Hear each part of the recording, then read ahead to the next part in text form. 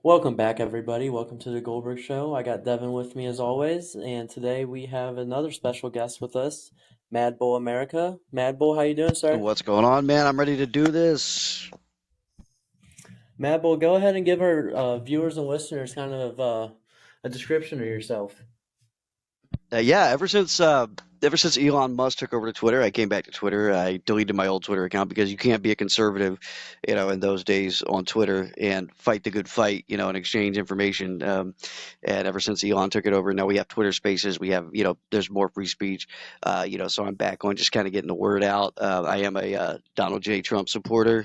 I am a registered Republican, but I probably lean more independent and will vote, what I think is best, for my particular area and is according to what I believe. And recently I've been having a lot of success on Twitter. We've been kind of blowing up with some of the discussions that we've been having and some of the things that we've been doing. So kind of excited to be here with you today. Appreciate it, Mad Bull.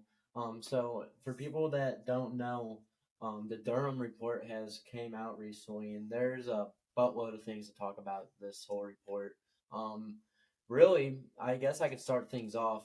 So the Durham report was an investigation, or John Durham. Let's just start there. John Durham is a lawyer, from my understanding, and he was appointed to take over this case in 2019, and it just came out. When did it come out? Does one of you guys know for sure how many days ago? Ooh, that's a great question. It started in back in 2019. Right.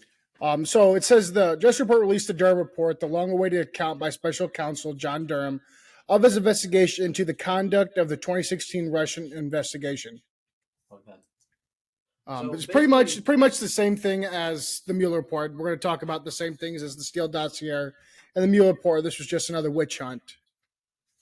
right. Well, I was going to say the Durham report kind of proves how those two reports were false.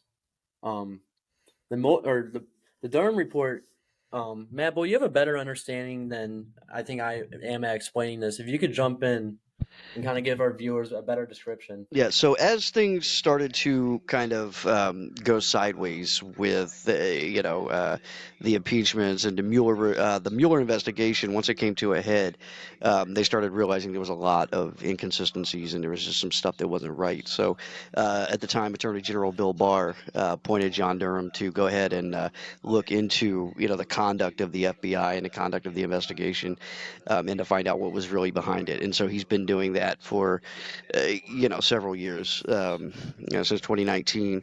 And there's been three charges that were put, two against, I believe, Russian nationals who will never see their day in court. And one who pled guilty to falsifying and kind of some of the content of the emails that were used to justify the FISA warrant that was continually going on and on and on, against Carter Page, to spy on him as a campaign participant for Donald Trump.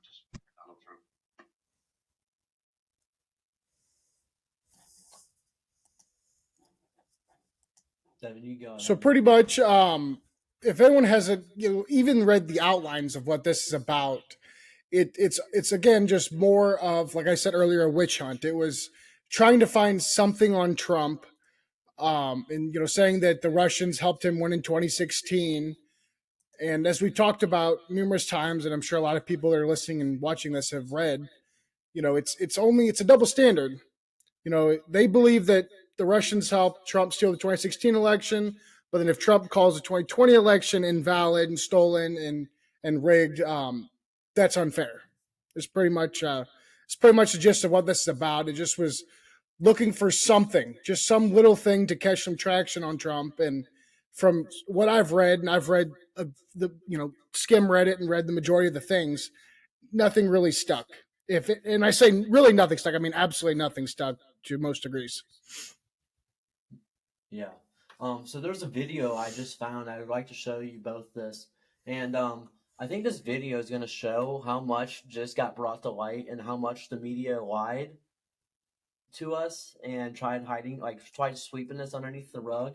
Here, let me show you guys this video.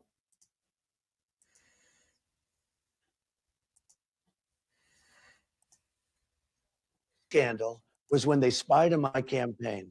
They spied on my Well, campaign, there's no Leslie. real evidence of that. Of course there is. It's all No, over the place. Leslie, they sir, spied on my campaign and they can got can caught. I say something? You know, this is 60 Minutes, and we can't put on things we can't No, you won't put verify. it on because it's bad for Biden. We can't Look, let me put tell on you, things we can't verify. Leslie, they And, spied on my well, we campaign. can't It's been verify totally that. verified. No, It's been, just go down and get the papers. They spied on my campaign, they got caught. no, And then they went much further than that and they got caught. And you will see that, Leslie. And you know that, but you just don't want to put it on no. the air. As a matter of fact, I don't know that. Okay. The So biggest scandal. So, what do you guys think about that? Mad Bull, I'll start with you.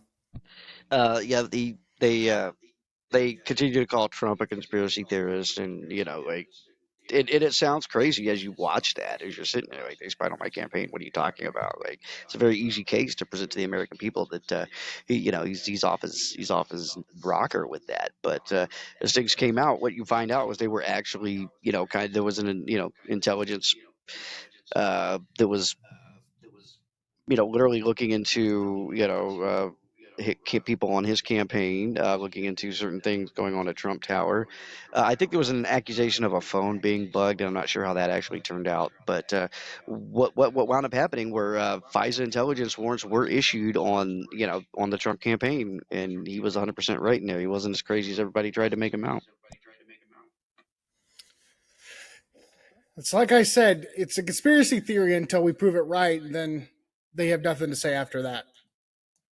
Well, I think something that the Durham report really kind of signified and brought to light was the CIA was involved in spying on Trump's campaign, and the FBI was involved by trying to hide Hillary's emails. They were so, Matt. But we were talking about this the other night. So the Democrats are always oh, the Democrats are always saying how Trump interfered with the election, but this is perfect example of election interference to a T. I mean, almost to definition. I mean, they were trying to cover up the emails, but then the other three-letter agency was trying to spy on the opposing opponent. I mean, that's just if that's not election interference, then I don't know what is.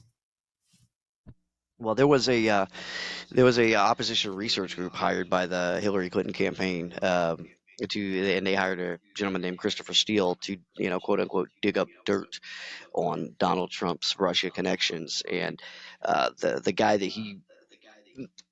he worked with in Russia, just made this stuff up. I mean, we got stories in there about uh, Donald Trump peeing on, beds in Moscow that Obama once slept on. Things like that. And so they did their best to distance themselves from the Hillary campaign. But what wound up happening last year, she paid a fine uh, for a campaign finance violation for hiring, for misappropriating the funds that went to the Fusion GPS firm through her attorney. And so she is 100% proven to be behind the Steele dossier. As a matter of fact, at the time, CIA Director Brennan was declassifying some of his handwritten notes, and he actually briefed Obama. He briefed Joe Biden and a couple other people in the Obama administration about the alleged approval of Hillary Clinton on 26th of July of a proposal from one of her campaign advisors to vilify Donald Trump by stirring up a scandal claiming interference by Russian security services.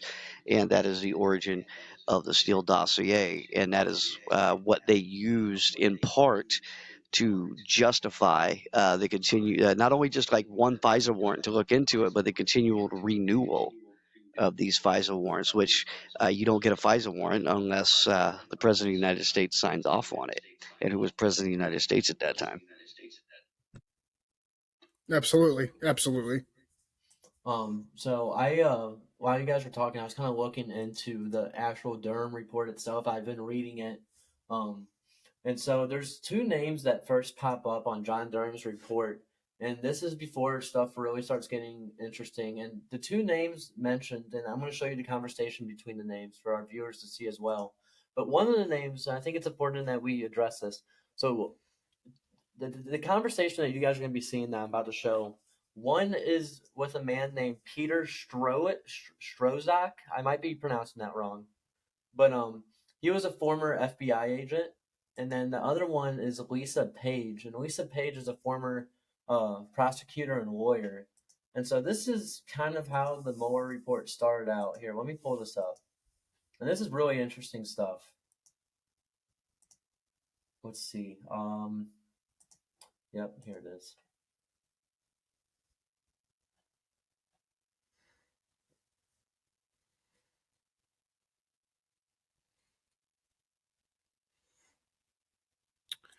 This is where it gets crazy. I was reading up on this earlier, and this is all the crazy stuff right here.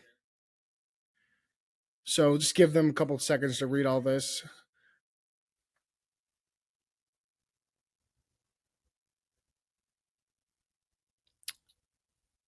I like how they expleeped out some of the curse words and some of them that just put an asterisk by. And if you look at these date stamps, it's crazy. Yeah. We're going to win so big. Oh wow, Donald Trump is an enormous douche. Ooh, turn it on, turn it on. The douchebags are about to come on. You could tell by the excitable clapping. Trump is a disaster. I have no idea how destabilizing his presidency would be. Well, I guess you knew now because it was the best presidency in hundreds of years. Well, I mean, that just shows how the FBI was involved. I mean, that was Peter Strozak was an FBI agent. And I mean, as we just seen, it says, I mean, he was sending these texts during the Republican National Convention, and these text messages were being exchanged. And again, I would like the viewers to know that is just the beginning of the report.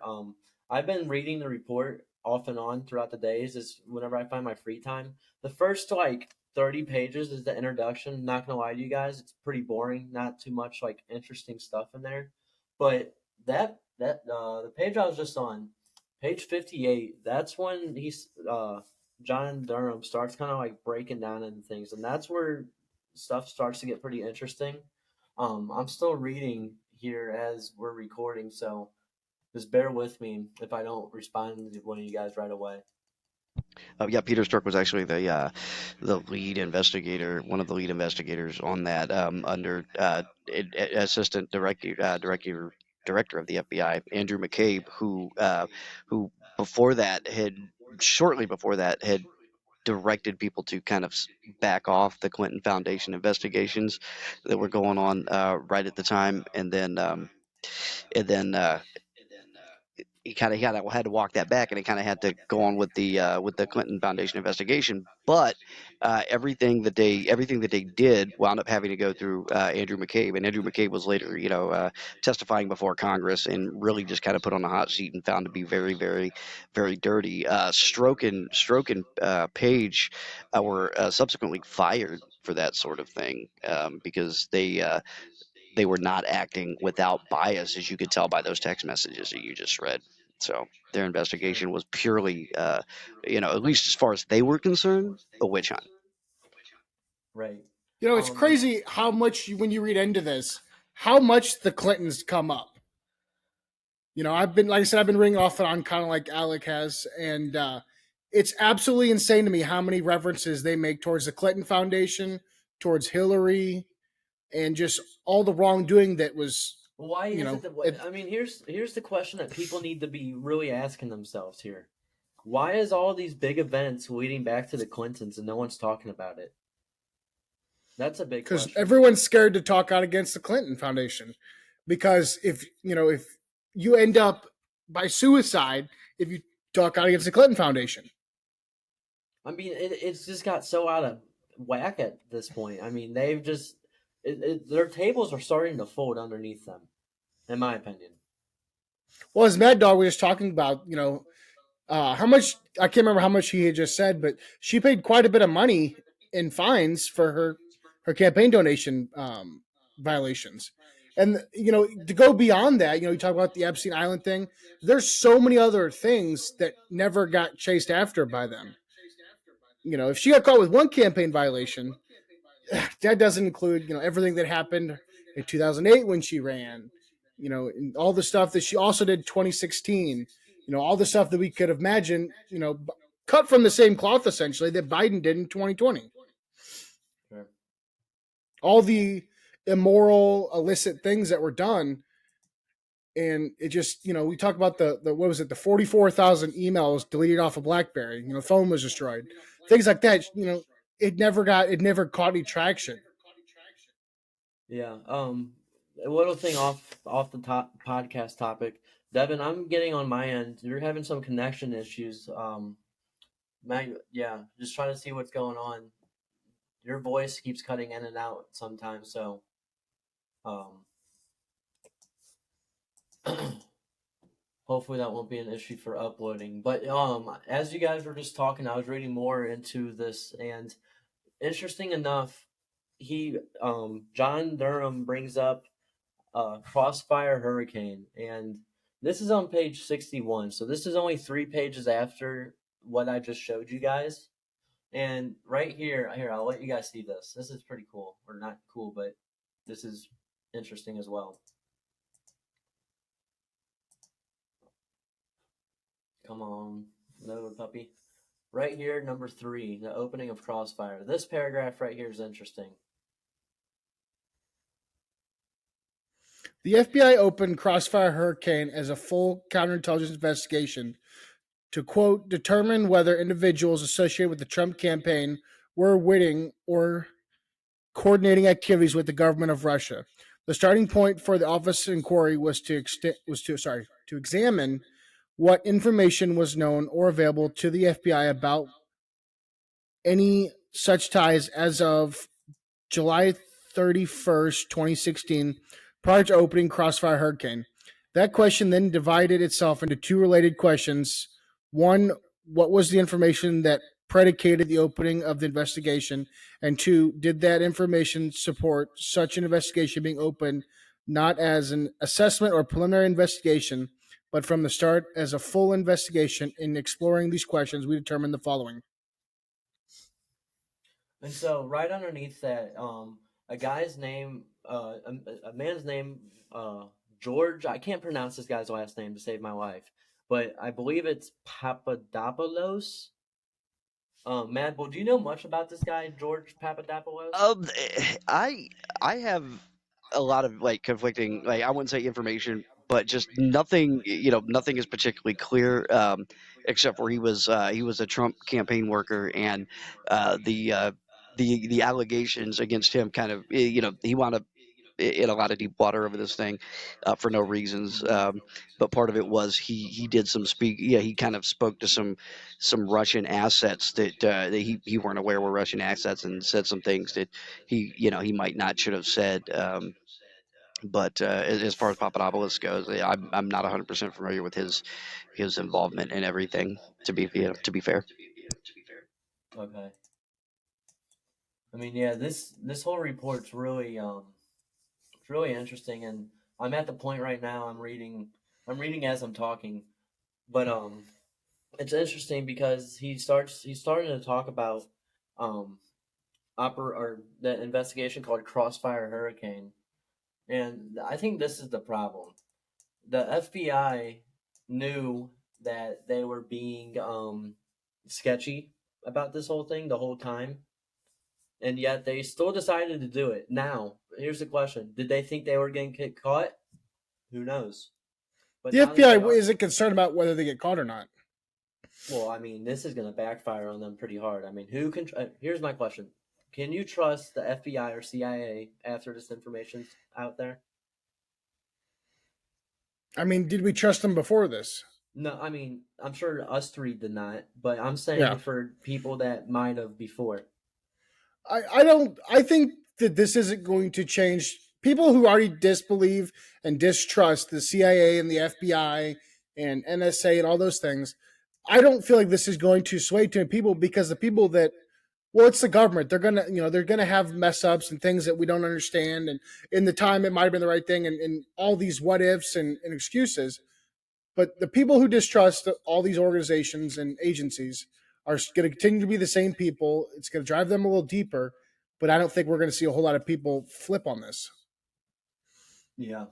Um, as we speak, I'm actually on Twitter. I'm gonna try to look for some because this is a lot of pages. The Durham report's over 300 pages, and I'm trying to jump Yes. to the juicy stuff on. So I'm trying to look on Twitter as we speak for It's a lot of boring for legal stuff. I mean, it's yeah, there's a Yeah. lot of lawyer stuff. yeah, I get off on that sort of thing, but most people.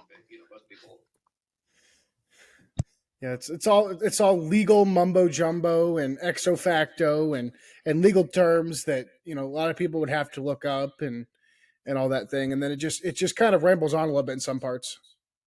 But if you're talking about Crossfire Hurricane, I mean the whole reason that investigation was started was because of the fake Steele dossier, and Fusion GPS hired Christopher Steele to do that dossier, and the primary source of it, Igor Dashenko, was actually a paid FBI informant at the time that was going on, and he was later charged and acquitted of lying to the FBI. He was paid about 200. I think about $200,000 for his work as a confidential informant, and then this was paid to him. Now he got this money. Keep in mind, after the FBI found out that he was lying to them about the Steele dossier. So you have the Steele dossier, which is what they used to launch Crossfire Hurricane. And one of the things that the Durham report makes very, very clear is that number one, the FBI failed to first of all consider that that was opposition research from a political opponent, and look at it with some kind of skepticism. They just took it and ran with it. They said, "Oh, okay, we got this." Like because apparently Donald Trump peeing on a hotel room bed with a hooker is commonplace. I don't know. Shit happens, I guess.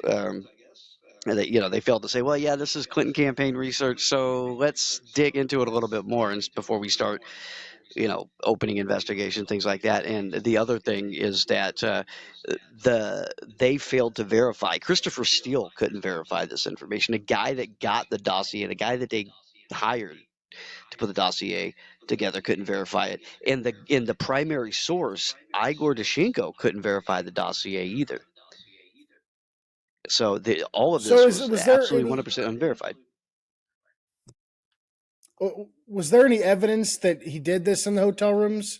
It seems like No, you've not at read all. quite a bit more than this. Not at all. Like that is the most salacious example of what's in a report. Other things are about like Russian business ties, Russian money laundering, things like that. It's some stuff that you could probably if you were a fan of spy novels, read and believe. Um, that could have some teeth to them. But the problem was nobody took the time to verify this, so they went ahead and launched their investigation. And time after time after time after time, they used this knowingly unverified dossier to not only get a FISA warrant but renew it every time it came up. And now you have to keep in mind the people that are doing this is the same FBI that raided Mar-a-Lago. This is the same FBI that stood in between, the rest of the world and then the Hunter Biden laptop. So do we, if we could prove them shady and wanting to interfere in politics with this, well, what's the stretch? What's the mental gymnastics it takes, to think that they would do something like, I don't know, lie about Hunter Biden's laptop and say, oh, it's just Russian disinformation. And it's really funny because in the 2012 campaign, when Mitt Romney and Barack Obama were debating, and the moderator asked him, what is the greatest geopolitical threat? Mitt Romney said, Russia. And Obama turned around and said, well, Mr. Romney, the 80s wants their foreign policy back. and now the Democrats, they scream if they don't like something, oh, it's Russia, it's Russia, it's Russia. Apparently, Russia's a bigger deal than we thought it was, quote unquote. To touch a little bit on what you were saying, is how much stuff now that we can put on the record of the things that the FBI and the CIA and all these government organizations have done. You talked about the Hunter Biden laptop. We're talking about the Mueller report, the Steele dossier. Now we're talking about the Durham report. We're talking about all these things, and in their head, they're just strikes. Well, yeah, we messed up. We're sorry. We'll try to fix it. Blah blah blah. But how many more strikes can we give these agencies before they become completely illegitimate? Yeah, that's a great question, Devin. I think there needs to be, again, it's tricky because I think us three, we all know that most likely nothing is going to happen. But in all seriousness, something needs to happen. Something like people need to be charged with something. I mean, you want to hear something funny? And I might get criticism for this, not by you guys, but maybe our viewers. Hillary Clinton rigged the 2016 election, and she still And still lost. lost. Is that not just funny? I mean, I find it absolutely hilarious. And the fact that the left is trying to say that the 2020 election was completely legitimate, completely, nothing to worry about.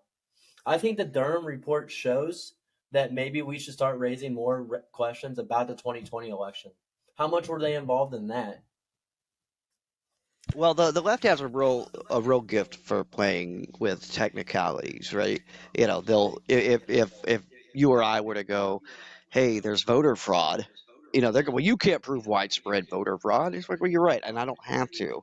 Like, it takes one county in one state uh, to make the election go whichever way you need it to go as far as electoral votes.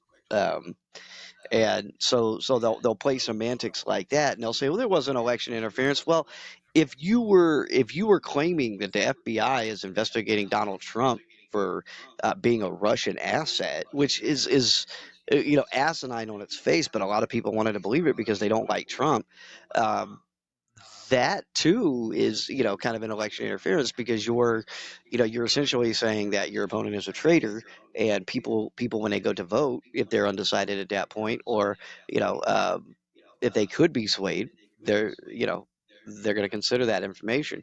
And what I think is ironic is that the real election interference that came from the FBI in the 2016 election was Jim Comey reopening his investigation into Hillary Clinton 2 weeks before the 2016 election, and she screams and cries to this day, and even wrote a book about how that cost her the election. I think she cost her the election because I think she's a vicious, life sucking bitch from which there is no escape. But as it were, the FBI kind of did us a favor back in 2016. I watched a video today that I think both of you guys would like. It's the beginning of a Michael Moore documentary, and all three of us hate Michael Moore with a passion. And he didn't mean it to be so entertaining for us conservatives, but it breaks down the timeline, you know, days before the 2016 election until the day when I just forgot his name. Hillary Clinton's campaign manager says, "Go home. We don't have no news to report." And then it just goes on. It shows all the reactions of people and all this of when they called it for Trump. And it was about a 4-minute video I found, I believe, on Facebook, and it was great. It was great. The people are crying. You always see that one old lady crying, and because they think the world's coming to an end because Trump won, and then all the people. I like the people celebrating before, and then the videos, people being like, "Congrats, Hillary, on being the first female president." Well, if only you'd have waited 24 hours, you'd feel so freaking stupid. So, I just found something on Twitter, guys, and I would like to know your guys' opinion on this. And we'll start with Mad Bull once I ask the question. So, I just read that Jim Jordan plans a special counsel review next week. Um, let's see, it was made as public will be absorbed into a military operation against the deep state, they say. Yeah. So, what's your opinion on that, Mad Bull? Oh, Jim Jordan, Jim Jordan, Jim Jordan, Jim Jordan. Yeah, they're going to hold a lot of hearings, and they love to hold hearings, don't they? They love to hold a hearing and parade people out and get in their sound bites. But what do they really do? Jim Jordan was on Hannity the other night talking about, I might have to look at the FBI's funding. I'm like, man, you're not gonna do any of this stuff. Like, I wish he would. I hope he does. Like, I think Jim Jordan's a fairly decent guy and serves his people well. Uh, but at the end of the day, man, you got to come with it. Like, this is not an allegation anymore. What we're talking about today, that the Democrats tried to fix the 2020 election, or even the 2016 campaign. I mean, these are things that that we know. The FBI stood in front of Hunter Biden's laptop to keep it from the American people, and 17% of voters said that they might have voted or probably would have voted differently had they known, some of the contents of that laptop. So if you look at it, like all of these things are stacking up to where it's not an allegation anymore. There are proof of these things. And it's time for the Republicans. It's time for the people that kind of have that power. I mean, you and I could do Twitter Spaces, and we could do podcasts and Facebook and all that all day long. But until somebody with some juice steps up and actually says, "Okay, this is bullshit. We're going to fix this today," um, it doesn't matter. And until Jim Jordan doesn't matter until he does something. That's how I feel about Jim Jordan. But he has so many great ideas. But like you just said, I 100% agree with this. Wow, they like to have meetings, but nothing ever comes of those meetings. And that's the craziest thing is nothing ever comes out of these meetings. Yeah. I think that was a really good way to put it, Mad Bull. I just found another thing on Twitter. Now this is really, really sticky stuff. This is another part of the Durham report. I want you both to read this. Oh shit! I accidentally turned off my camera. Okay. And Devin, if you can you read it for our audience in case they can't see the words very well? And it's circled in red, by the way. What's important?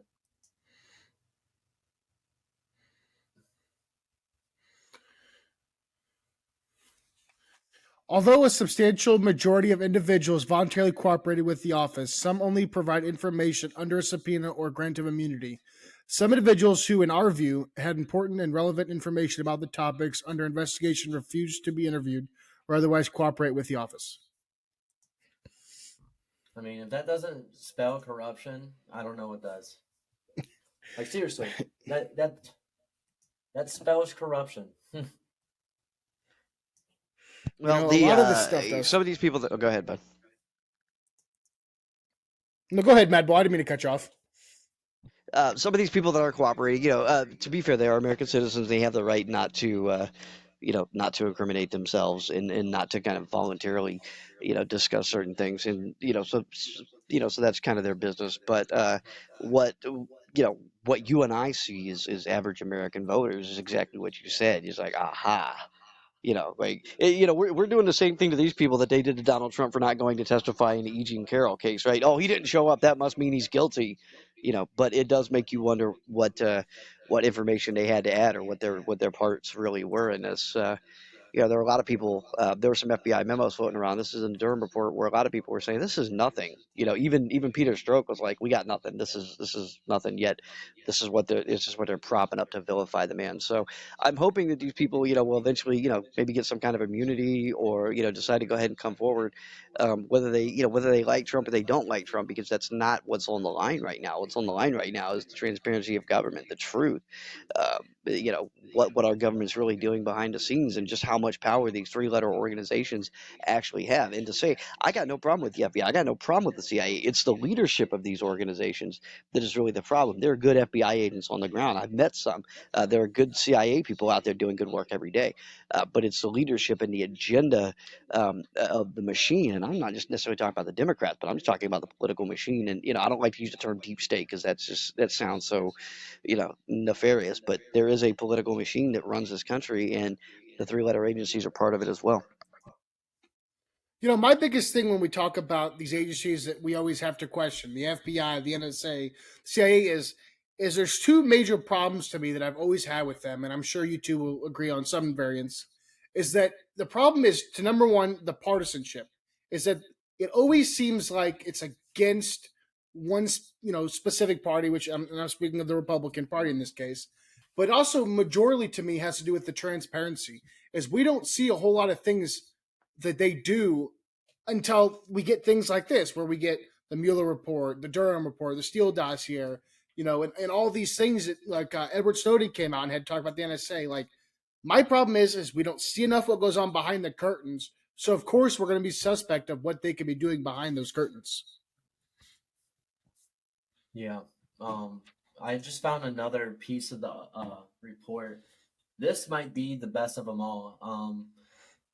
I encourage our listeners and viewers to read the report for themselves if they would like. Again, it's very, very long. It's 306 pages.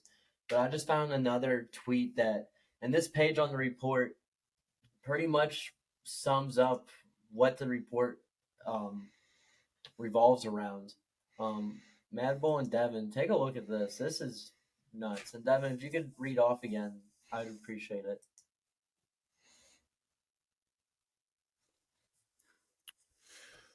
Throughout the duration of Crossfire Hurricane, facts and circumstances that were inconsistent with the premise that Trump and or persons associated with the Trump campaign were involved in a collusive or conspiratorial relationship with the Russian government were ignored or simply assessed away.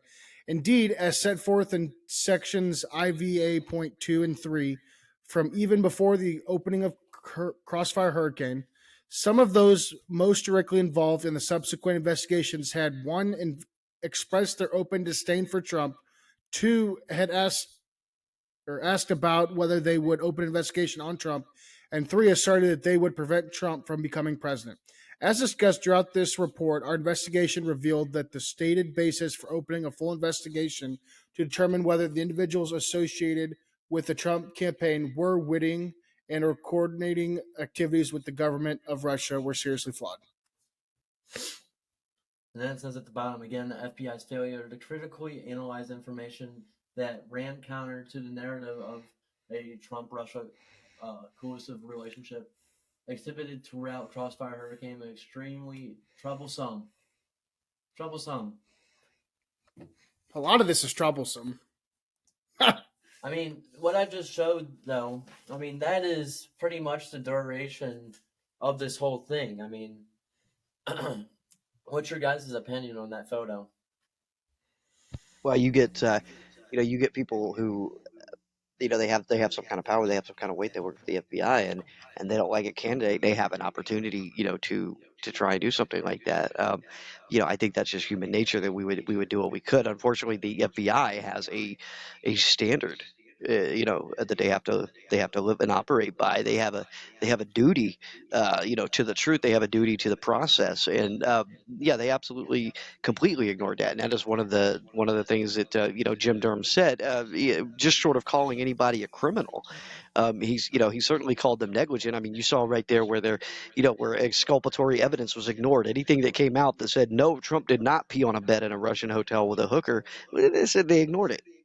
Anything that came out that was in favor of Trump not being a Russian asset, they ignored it. And I think it was one of Joseph Stalin's top lieutenants that used to prosecute people in Russia that said, you show me the man, I'll show you the crime. And that's very much what we're seeing here. You don't investigate people, you investigate crimes. That's how America works. And there was no crime there, but they wanted to investigate Trump and get something, anything.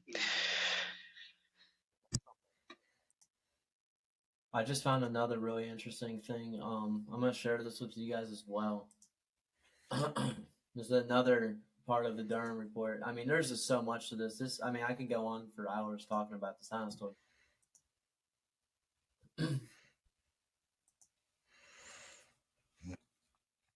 According to his handwritten notes, CIA Director, let me scroll a little bit here.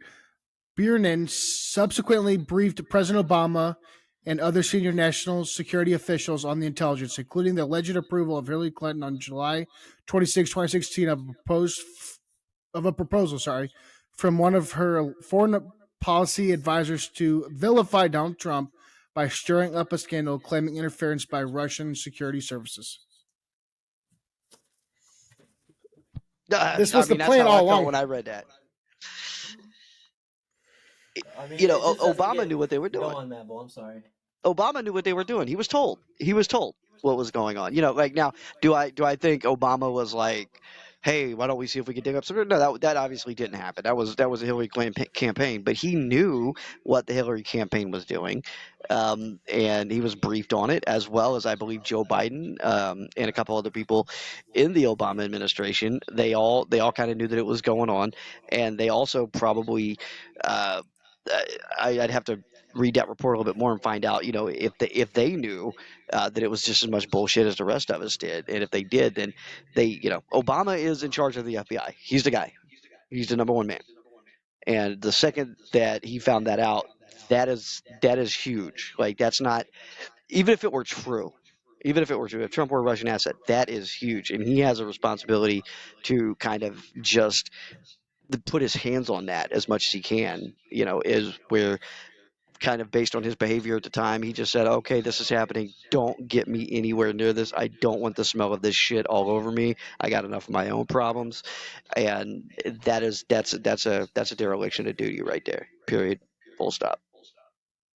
I couldn't have said it better myself. That's pretty much 100% where I'm at with this whole excerpt we just read. Because surprise, surprise, Obama doesn't do the right and the American and the just thing when information is brought before him. That's not like Obama at all, right?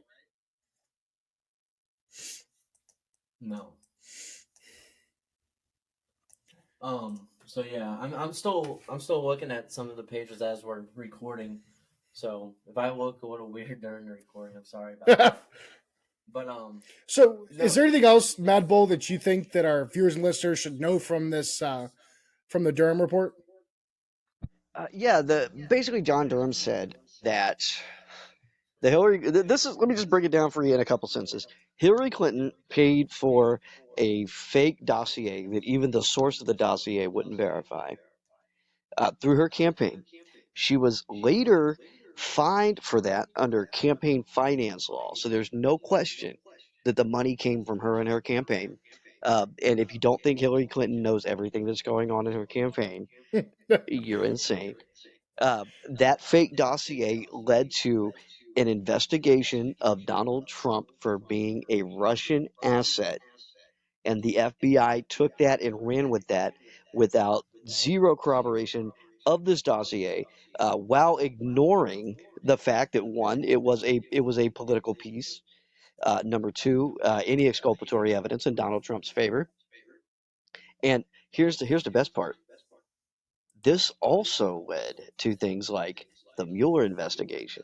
This also led to things like the first impeachment. This led to things like the media screaming that Donald Trump was, dirtied up by the Russians.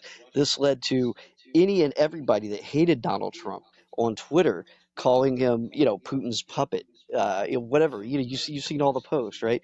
And to this day, you have on Twitter the Harry Sisons of the world, the Krassensteins of the world, saying that this Durham report exonerates Hillary Clinton and it exonerates the Obama administration. It exonerates the FBI.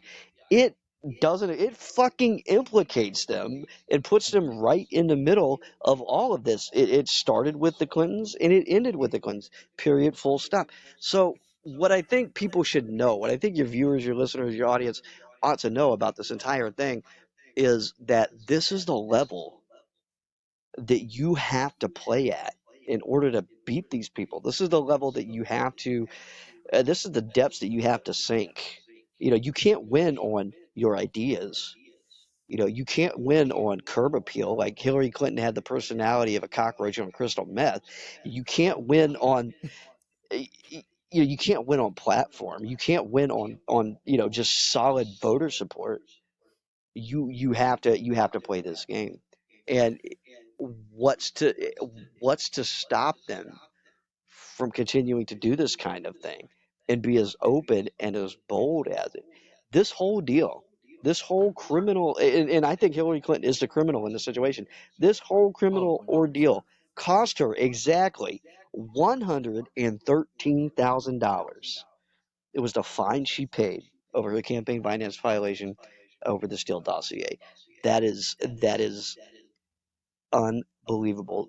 We have justice for you and me, and then justice for them. There's a completely two-tiered justice system in this country, and this is how the government operates. This is what they're willing to do. And what happens the next time? Let's say you don't like Donald Trump. Cool, you don't like Donald Trump. But what happens when somebody who's not part of the political machine in 10, 15, 20 years decides to try and run? Who's going to want to do that?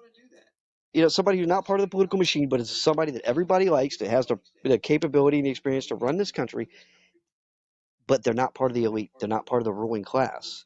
What happens to them? What do they do to that guy that's not going to fight and bark and bite as hard as Donald Trump? I mean, It's fascinating that nobody looks at this for what it is. Nobody's going to jail over this, and that's fine. I never thought anybody would. But if you But don't they open your should. eyes, but they should, but they won't, and that's okay. Yeah. But if you don't open your eyes to how the political machine operates, you're always going to be duped, and you're always going to be one of the people on Twitter screaming, "This exonerates Hillary Clinton." Okay. So just Go go on, ahead. Devin. I'm Go ahead. sorry. I just want to touch on a couple of things he said because I agree with everything he's saying. You know, maybe I'm not okay with people not going to jail and prison over this, and having a little more public embarrassment from this, and being held a little more accountable. But I can definitely see where Mad Bull is coming from on that, because at the end of the day, if Hillary Clinton gets tried for all these crimes, nothing's really going to succumb of her. She's never going to see the inside of a cell, and there's nothing that any of us can do about that. But like he was talking about, you know, the integrity of our elections is what something we've talked about numerous times. And I just wanted to tell Mad Bull that, I mean, I agree with you 100% on what you said, man. That's pretty much where I think the vast majority of people that are looking, or from the outside looking into this, are thinking, is this something that we have to go through every election cycle? Are we going to elect a president for 4 years and then spend over 4 years questioning and debating on that election? Because this is completely detrimental to democracy as we have it. If this is a cycle that we're going to continue to do and continue to fight, you know, and I think that's a part of their plan, is for us to start questioning our democracy. Yeah, no, I think you guys both hit that off. Red Bull, you explained that amazingly. So I just found page 303. I'm gonna share this with you guys. This is bread on the butter stuff. Um, let me know. So I saved it to my computer. I've never shared something like from my saved photos. I don't know why I'm frozen. Oh well. Let me know if you guys can see this though.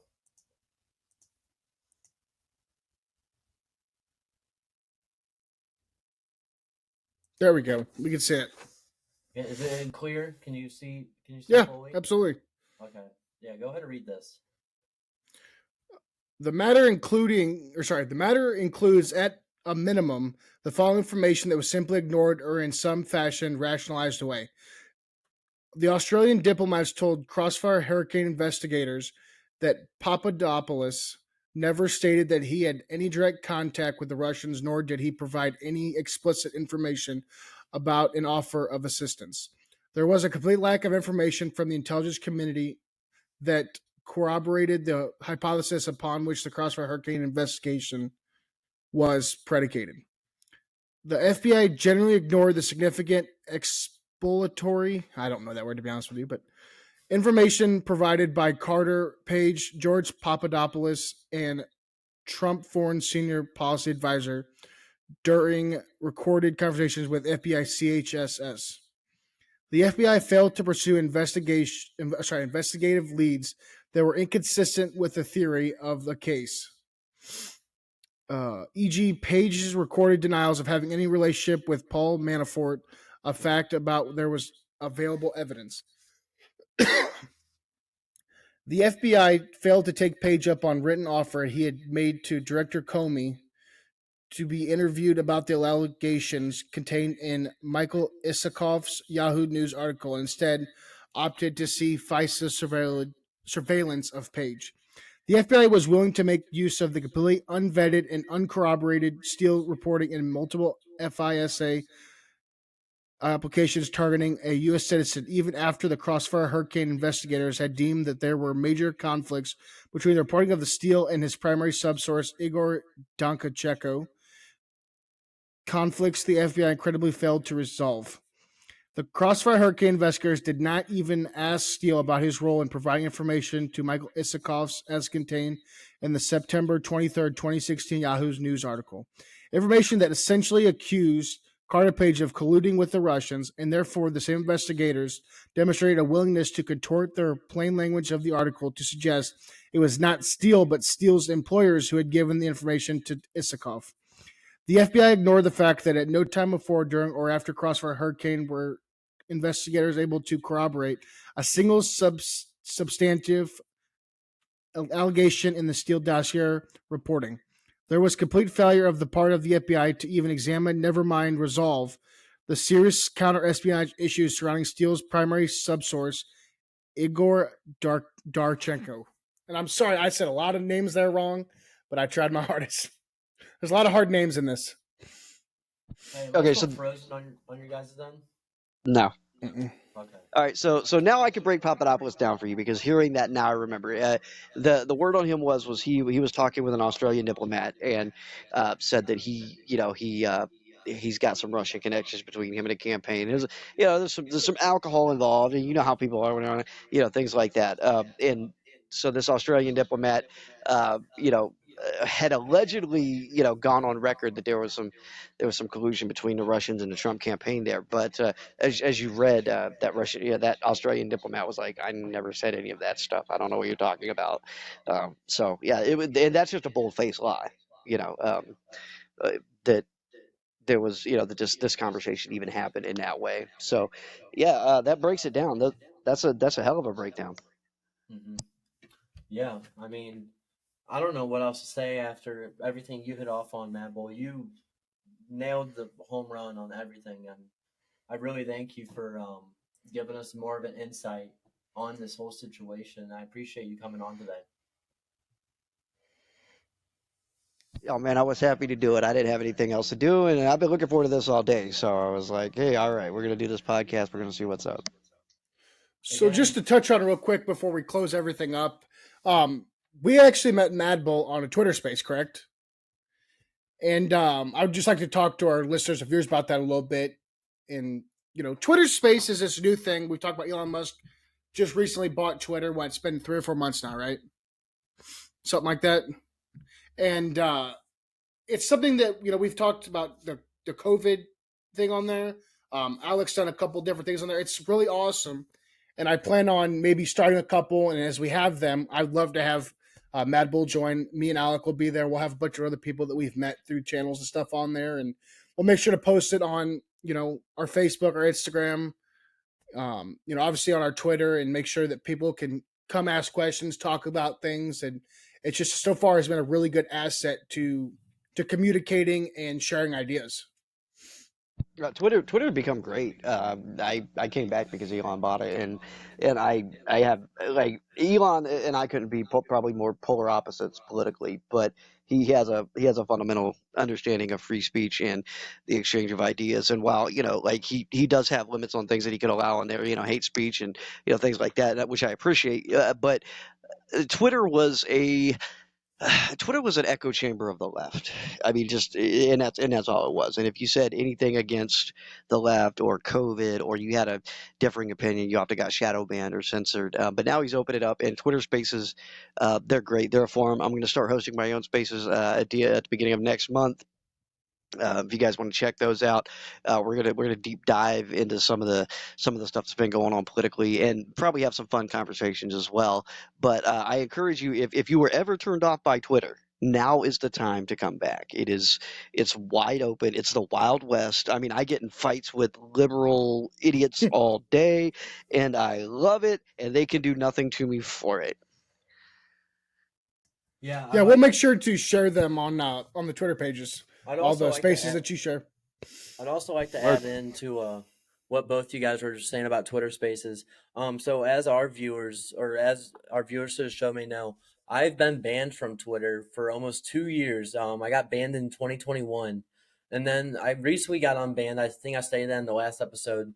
But for a while, or as soon as I got the email that I was unbanned, I was kind of eerie about going back just because of the I was just really just rubbed the wrong way on why I got banned in the first place. I'll tell you guys a story on how I got banned.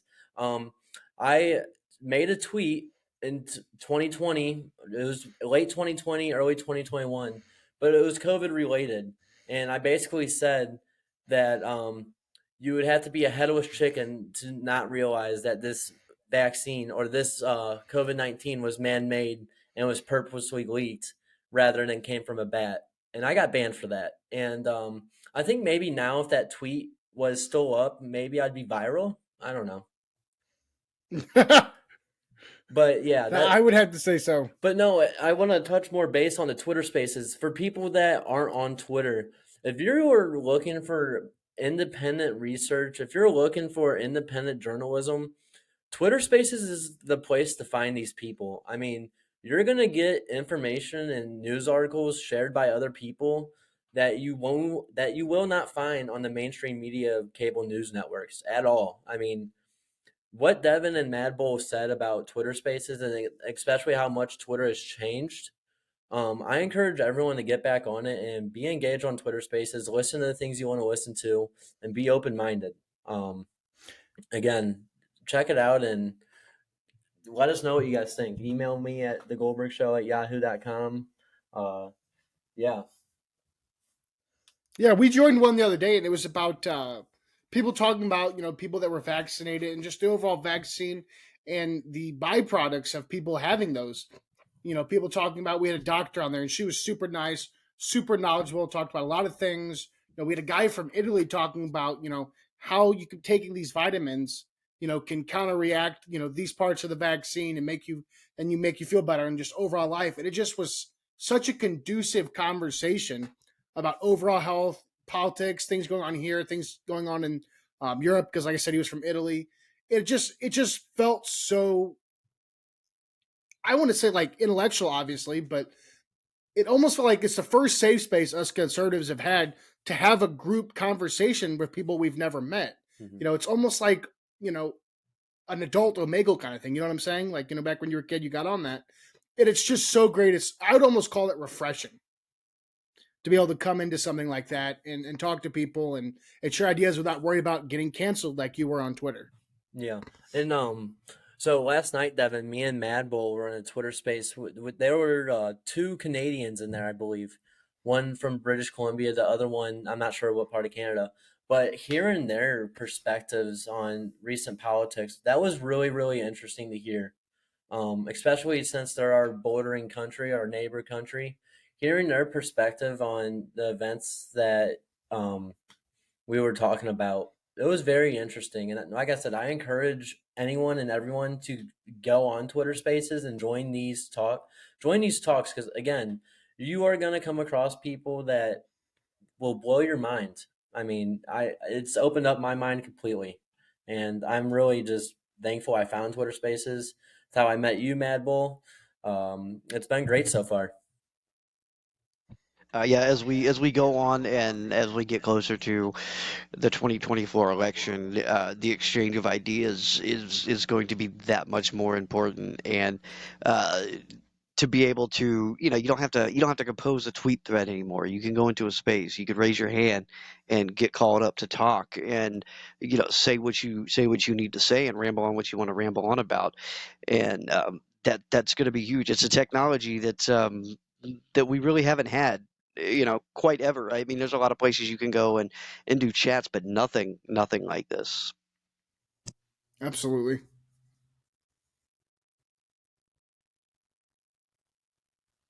Your mic's muted. I don't know if you. Well, gentlemen, is there anything else you guys would like to share tonight? No, I just would like to thank Mad Bull for coming on. Thank you guys for having me. Trump 2024. Yes, sir. And again, if you guys are interested in following Mad Bull, you can find him on Twitter at America_mad. Again, at America_mad. Thank you, Mad Bull, for coming, and we will talk to you guys next time.